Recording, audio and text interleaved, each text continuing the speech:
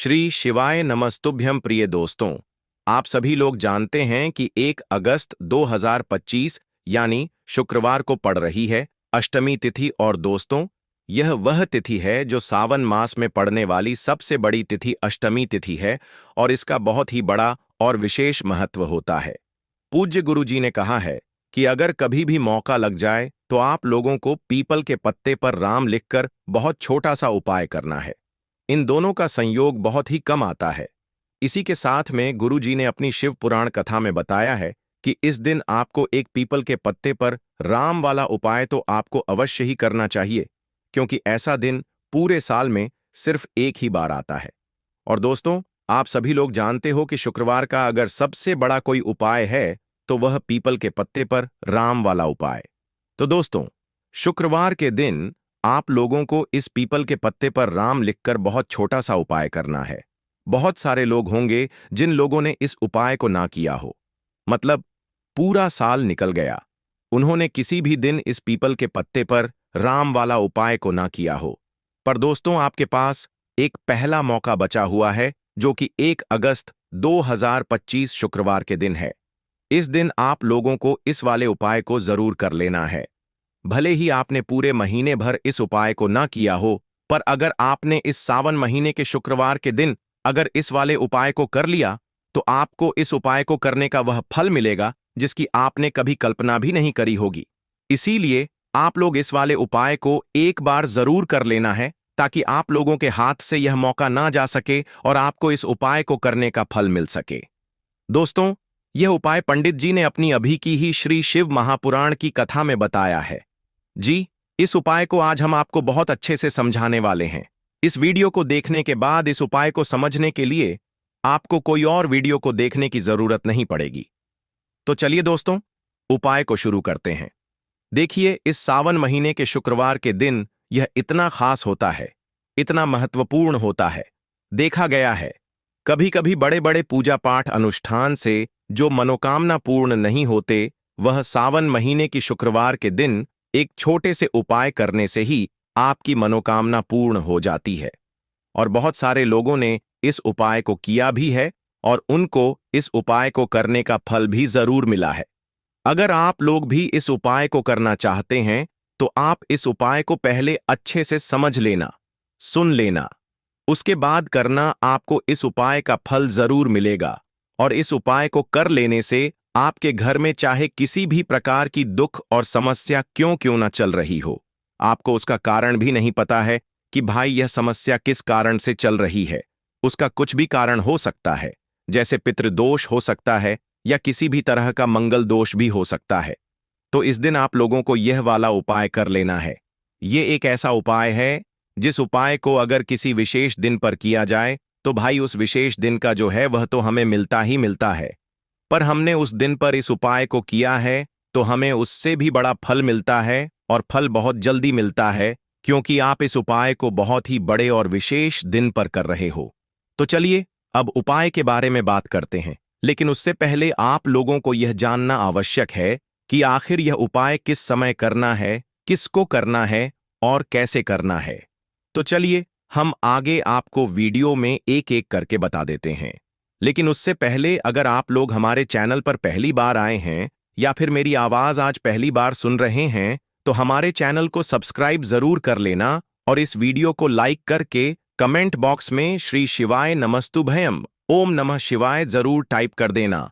तो दोस्तों, इस पीपल के पत्ते पर राम वाला उपाय को हमें इस शुक्रवार के दिन कैसे करना है, किसको करना है, किस समय करना है और कहां पर करना है, यह सारे सवालों के जवाब आपको इस वीडियो में मिल जाएंगे।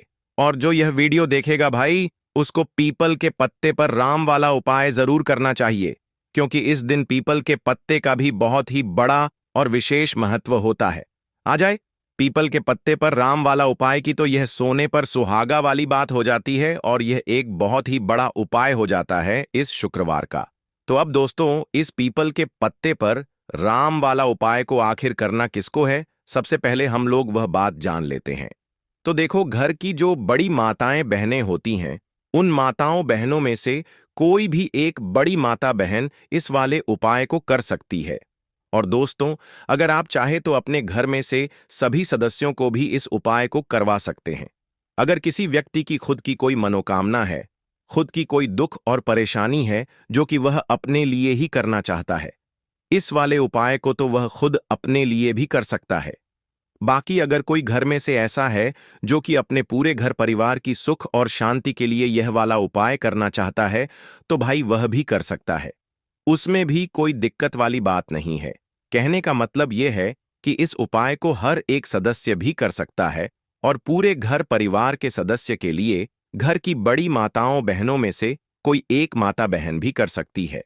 माताएं बहनें अगर घर में उपस्थित ना हो या वह यह वाला उपाय ना कर पा रही हो, तो फिर घर का कोई बड़ा सदस्य भी इस पीपल के पत्ते पर राम वाला उपाय को कर सकता है। चाहे फिर वह पुरुष ही क्यों ना हो, उसमें कोई भी दिक्कत वाली बात नहीं है। उसके बाद में दोस्तों, जो अगला प्रश्न निकल कर आता है वह यह आता है इस उपाय को लेकर कि आखिर इस उपाय को हमें किस समय करना है, सुबह के समय करना है कि शाम के समय करना है। तो देखो, इस वाले उपाय को आप लोग सुबह के समय भी कर सकते हो और शाम के समय प्रदोष काल में भी कर सकते हो। अब अगर आप पूछो कि भाई साहब, सबसे उत्तम समय कौन रहेगा इस पीपल के पत्ते पर राम वाला उपाय को करने का, तो हम आपसे बस यही कहेंगे कि इस उपाय को आप सुबह के समय करेंगे तो ज्यादा बेहतर होगा। बाकी अगर प्रदोष काल शाम के समय भी करेंगे तो भी अच्छा होगा, उसमें कोई भी दिक्कत वाली बात नहीं है। तो अब दोस्तों, जो अगली सबसे बड़ी और महत्वपूर्ण बात आती है वह यह आती है कि सुबह अगर हम उपाय को करेंगे तो हमें कितने बजे से लेकर कितने बजे तक के बीच में करना है, और शाम के समय प्रदोष काल में करेंगे तो हमें कितने बजे से लेकर कितने बजे के बीच में करना है। तो देखो, सुबह जितनी जल्दी हो सके आप उपाय को करने की कोशिश करना। बाकी अगर किसी कारणवश लेट भी हो जाओ, थोड़ी देर भी हो आए, तो 10 या 11 बजे तक भी आप उपाय कर लेना, पर 12 बजे से ज्यादा देरी ना हो। ठीक है, इस बात का ध्यान रखना। उसके बाद में दोस्तों, अगर शाम के समय प्रदोष काल की बात करें, प्रदोष काल का जो समय है होता है वह शाम के 6 बजे से शुरू हो जाता है। मतलब शाम के 6 बजे से लेकर 7 बजे के बीच का जो समय होता है, यह समय प्रदोष काल का समय होता है। तो आप इस उपाय को 7 या 8 बजे के बीच में भी कर सकते हो। मतलब शाम के 6 बजे से रात 8 बजे के बीच में आप कभी भी इस वाले उपाय को कर सकते हो। उसमें कोई भी दिक्कत वाली बात नहीं है। हमें किसी भी दिन आपको पीपल के पत्ते पर राम लिखकर बहुत छोटा सा उपाय करना है। ऐसा समझ लीजिए, जितने भी आपके शत्रु हैं, जो भी आपके विरोधी हैं, दुश्मन हैं, जो आपको हर तरफ से परेशान कर रहे हैं, अब उन शत्रुओं की अकड़ निकलेगी। शत्रु का किया कराया भी तुरंत हट जाएगा जब शुक्रवार में आप इस छोटे से उपाय को करेंगे। तो देखिए, आज की वीडियो विशेषकर उन लोगों के लिए ही है जो अपने जीवन में शत्रुओं से और दुश्मन से बहुत ज्यादा परेशान हो चुके हैं। देखिए, जगत जननी मां जगदम्बा का हम शुक्रवार में पूजन करते हैं और उनसे जुड़े हुए उपाय करते हैं। साथ ही साथ आपको बता दें कि शुक्रवार में संकट मोचन हनुमान जी का पूजन करने से और उनसे जुड़े हुए कुछ उपाय करने से जीवन के बड़े से बड़े कष्ट भी क्षण भर में दूर हो जाते हैं। तब बहुत कम समय में आपके शत्रु और आपके विरोधी आपके जीवन से दूर हो जाएंगे। आपके दुश्मन लाख कोशिश करने के बाद भी आपका बाल भी बांका नहीं कर पाएंगे, अगर आप शुक्रवार में इस छोटे से उपाय को कर लेते हैं। अब देखिए, आज का जो समय है यह कलयुग का समय है और कलयुग के एकमात्र देवता जो अपने भक्तों के जीवन से सारे कष्टों को दूर कर देते हैं, वह स्वयं है संकट मोचन हनुमान जी। और संकट मोचन हनुमान जी का पूजन अगर आप शुक्रवार में करते हैं और उनसे जुड़ा हुआ यह छोटा सा उपाय अगर आप शुक्रवार में किसी भी दिन कर लेते हैं, तो ऐसा समझ लीजिए, आपके जो शत्रु हैं, आपके जो विरोधी, आपके जो दुश्मन हैं, यह किसी भी तरह से आपको परेशान करने का प्रयास कर लें, आपका बाल भी बांका नहीं कर पाएंगे। दूसरी चीज, अगर आपके शत्रु ने आपके ऊपर कोई भी तंत्र मंत्र करवा रखा है, कोई भी जादू टोना, कोई भी ब्लैक मैजिक आपके ऊपर करवा दिया है या करवाने का प्रयास कर रहे हैं, ऐसा समझ लीजिए वह किया कराया आप तक पहुंचेगा ही नहीं। और अगर आप तक पहुंच गया है, कोई भी ब्लैक मैजिक तुरंत हट जाएगा जब आप इस छोटे से उपाय को शुक्रवार में करेंगे। देखिए, उपाय छोटा है लेकिन बहुत महादिव्य चमत्कारी है। मतलब उपाय को करने में ना तो आपका ज्यादा समय जाएगा, ना ही इसमें आपके ज्यादा पैसे लगने वाले हैं। और ऐसा समझ लीजिए कि एक बार ही अगर आपने इस उपाय को शुक्रवार में कर लिया तो इसका महादिव्य चमत्कार आप खुद देख लेंगे। तो शुक्रवार के जो 9 दिन होते हैं, यह बहुत ही सिद्ध दिन होते हैं। मतलब शुक्रवार के दिनों में 9 माता रानी हमारे घरों में आती हैं, अपने भक्तों के जीवन से कष्टों को दूर करती हैं। साथ ही साथ आपको बता दें कि शुक्रवार के टाइम पर जब भी आप संकट मोचन हनुमान जी के उपाय करते हैं तो मां दुर्गा की आपको असीम और विशेष कृपा मिलती है। मां दुर्गा आपसे बहुत जल्दी प्रसन्न होती हैं और आपके सारे संकटों को वह दूर कर देती है। तो पीपल के पत्ते में और पीपल के पेड़ में होता है। देवी देवताओं का वास पीपल के पेड़ में श्री हरि विष्णु साक्षात मां लक्ष्मी वास करती हैं। पीपल के देव में हमारे पितरों का वास होता है। पीपल का जो पेड़ होता है, इसका पूजन करने से शनिदेव की कृपा उनका आशीर्वाद मिलता है। और पीपल का पत्ता जो है, इसका उपाय शुक्रवार में करने से व्यक्ति के जीवन से बड़े संकट और कष्ट दूर हो जाते हैं, जिसमें कि शत्रु और आपके दुश्मन जो हैं, यह पूरी तरह परास्त हो जाएंगे, चारों खाने चित हो जाएंगे और कभी भी आपका कुछ नहीं बिगाड़ पाएंगे। अगर यह उपाय आप करते हैं तो देखिए, यह उपाय स्त्रियां भी कर सकती हैं, पुरुष भी कर सकते हैं। किसी भी दिन आप इस उपाय को कर सकते हैं, ठीक है ना। इसमें दिन आपको नहीं देखना है कि किस दिन करें। जिस दिन आप चाहा उस दिन इस उपाय को आप कर सकते हैं। तो शुक्रवार के दिन आपको पीपल का पत्ता तोड़ना नहीं है, उससे एक दिन पहले ही तोड़कर आप पीपल का पत्ता ले आ, या गिरा हुआ जो पत्ता होता है पीपल का, वह आप ले लें, ठीक है ना। बस इस चीज का आपको ध्यान रखना है कि शुक्रवार के दिन पीपल के पेड़ से कोई भी पत्ता हम नहीं तोड़ते हैं। इस चीज का आपको विशेष ध्यान रखना है। तो आपको लेना है पीपल का एक पत्ता और शुद्ध जल से उसे साफ कर लेंगे पहले, जिससे कि धूल मिट्टी अगर पीपल के पत्ते पर हो तो वह हट जाए। फिर गंगा जल का थोड़ा सा छिड़काव, यानी थोड़ी सी छींटे आपको इस पीपल के पत्ते पर मारनी है और इस पीपल के पत्ते को फिर कपड़े से पोंछकर आपको साफ कर लेना है, बिल्कुल सुखा लेना है। अब आपको लेना है थोड़ा सा सिंदूर, जो केसरिया वाला सिंदूर आता है, जो हम संकट मोचन हनुमान जी को चढ़ाते हैं। वह केसरिया सिंदूर आपको लेना है। थोड़ा सा जल डाल के इसे गीला कर लेंगे और इसी सिंदूर से इस पीपल के पत्ते पर आपको भगवान राम का नाम लिखना है। अब किससे लिखेंगे? माचिस की तीली ले सकते हैं, उससे लिख सकते हैं। किसी भी तरह से आपको भगवान राम का नाम इस पीपल के पत्ते पर लिखना है। लिख लिया। एक आपको चमेली के तेल का या सरसों के तेल का दीपक तैयार करना है और एक कोई भी आपको लेनी है मिठाई में। यहां पर आप बूंदी का प्रसाद ले सकते हैं, बेसन का लड्डू ले सकते हैं, और अगर आप इमरती ले लेते हैं तो यह और भी उत्तम है। देखिए, इमरती का जो भोग होता है, यह संकट मोचन हनुमान जी को बहुत ज्यादा प्रिय है। अब यह सारी चीजें लेकर आपको जाना है संकट मोचन हनुमान जी के मंदिर में। तो देखिए, सबसे पहले आपको संकट मोचन हनुमान जी के सामने यह दीप प्रज्वलित करना है जो आप लेकर के गए हैं। चाहे आपने चमेली के तेल का दीपक तैयार करा है या सरसों के तेल का। सबसे पहले दीपक आप जला देंगे और दीप जलाने के बाद आपको जो पीपल का पत्ता आप लेकर के गए थे, वह पत्ता आपको संकट मोचन हनुमान जी को अर्पित करना है, वहां चढ़ाना है। और जो भी भोग में आप लेकर के गए हैं, चाहे आपने बेसन के लड्डू लिए, बूंदी का प्रसाद लिया, या फिर इमरती, जो भी कुछ आपने लिया है उसका भोग लगाना है।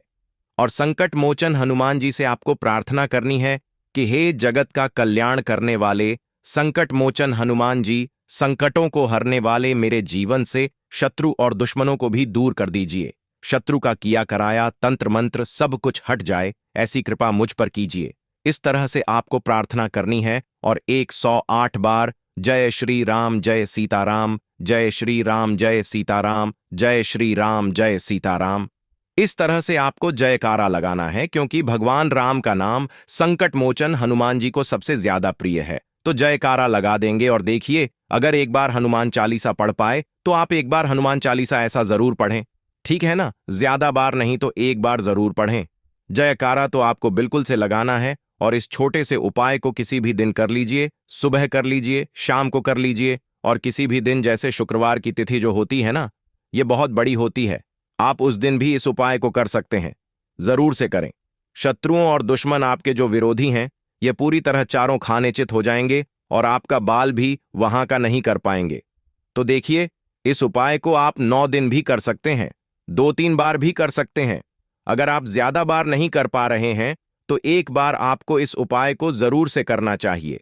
तो देखिए, इस उपाय को करने से जो आपके सामने से शत्रु हैं वह भी परास्त हो जाएंगे। जो पीठ पीछे वार करते हैं, पीठ पीछे तंत्र मंत्र करवाते हैं, वह शत्रु भी चारों खाने चित हो जाएंगे। बस छोटा सा उपाय है, जरूर करें।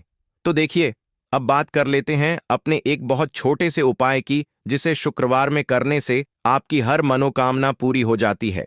यह उपाय आप अपने घर पर ही कर सकते हैं, कहीं जाने की आवश्यकता नहीं है। कोई भी ऐसी विश जो बहुत लंबे समय से अधूरी है, पूरी नहीं हो रही है, या धन को लेकर आप बहुत परेशान हैं, या घर में संकट कष्ट बहुत आते हैं, बीमारियां बहुत आती हैं, तो एक लाल पुष्प, जैसे कि गुलाब का फूल भी लाल होता है, आप जरूर से अपने घर के मंदिर में मां दुर्गा को अर्पित करें और एक देसी घी का दीपक लाल बाती का जलाकर मां का पूजन करें।